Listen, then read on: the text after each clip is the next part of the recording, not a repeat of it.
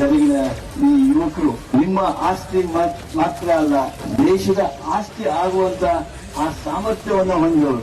ನಾವು ನೋಡ್ರಿ ಬಿಸಿಲಾಗ ಮಳೆ ಹಿಂಗ್ ಕುಂಡ್ರದಕ್ಕ ತ್ರಾಸ ಆಗ್ತಿರ್ತೈತಿ. ಬೆಂಗಳೂರಾಗ ಏಸಿಯಾಗ ನಮ್ಮನ್ನು ಕುಂಡ್ರಿಸಿದ್ರೆ ಎಷ್ಟು ಒಳ್ಳೆ ಕೆಲಸ ಮಾಡ್ಲಿಕ್ಕಿಲ್ಲ. ನಾವು ಇಲ್ಲೇನ ನಮ್ಮ ಭೂಮಿಯೊಳಗೆ ಚಿನ್ನ ತೆಗಿತೀವಿ. ನಾವು